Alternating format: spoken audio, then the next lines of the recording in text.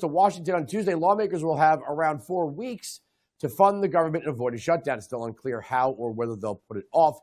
Most congressional leaders acknowledge they'll probably need to pass a short-term funding extension known as a continuing resolution. Given the time crunch, government funding expires at the end of the day on September 30th, and much of the government would close without action. Joining me now to discuss this is the Executive Vice President of the National Taxpayers Union, Brandon Arnold. All right, what happened?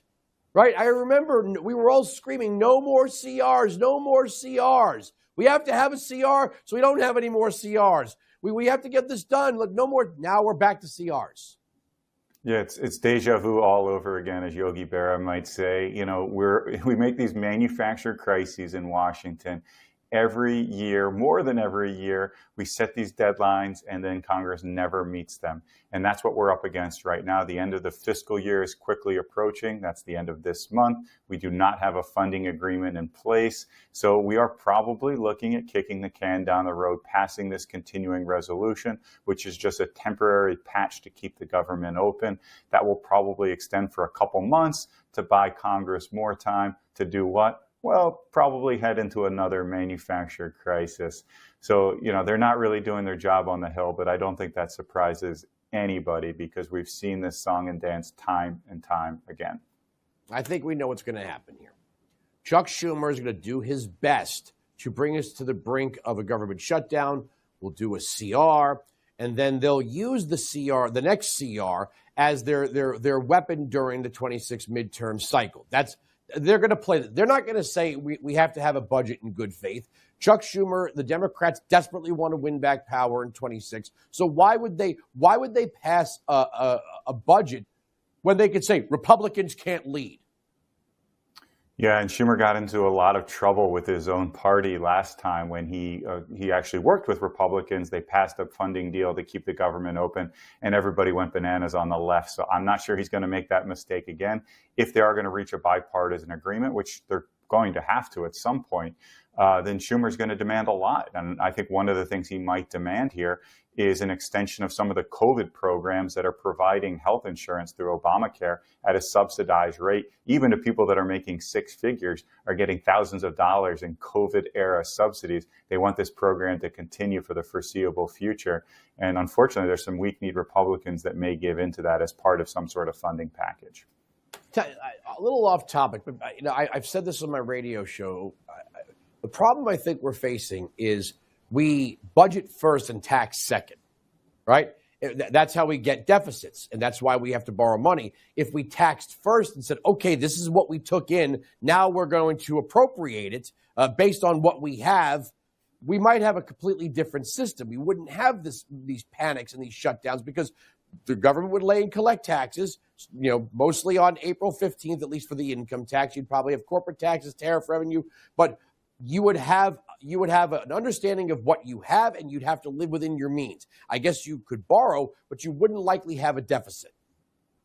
Yeah, that's right. I mean, right now we have unchecked borrowing authority for the United States Congress. They have a credit card with no cap, and they're absolutely irresponsible. It's why we have these yawning deficits each and every year. Each and every year, Congress spends about $2 trillion more than they bring in tax revenue. So I hate higher taxes, but yeah, if this is the path forward, then some people are going to have to take their medicine here. What I would like to see is putting everything on the table, doing a comprehensive scrubbing of the federal budget.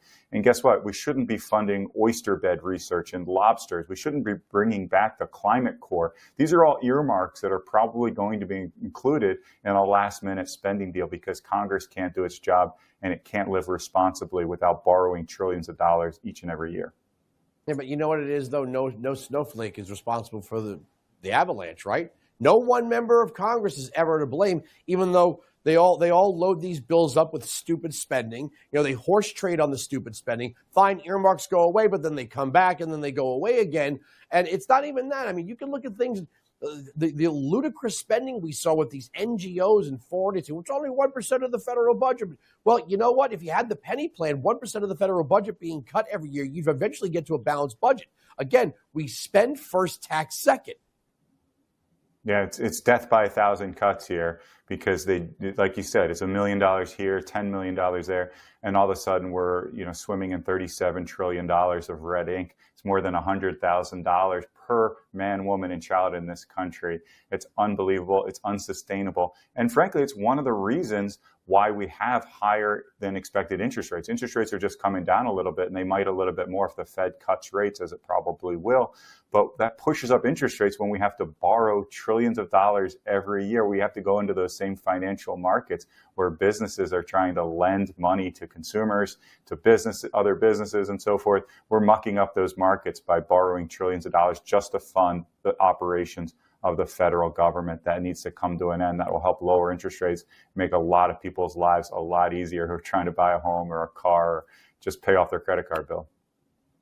I shouldn't say I can't believe it because we're dealing with Washington, right? We're dealing with people that are, in a lot of cases, just the old adage, stuck on stupid.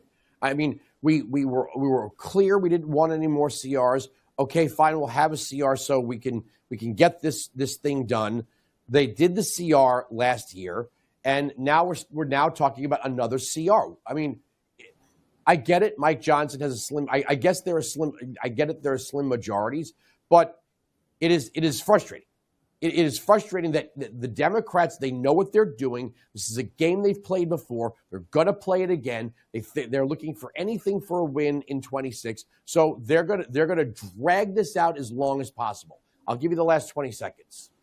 Yeah, I think you're exactly right. The Democrats are going to extract whatever they can because if Congress fails to pass a budget, fails to fund the government, those shutdowns are going to be covered on every major news outlet that you can imagine. And all the fingers are going to be pointing at Donald Trump and Mike Johnson and the Republican Congress. And that's going to hurt a little bit. There's a lot of moderate voters, a lot of swing voters out there that won't like to see a government shutdown.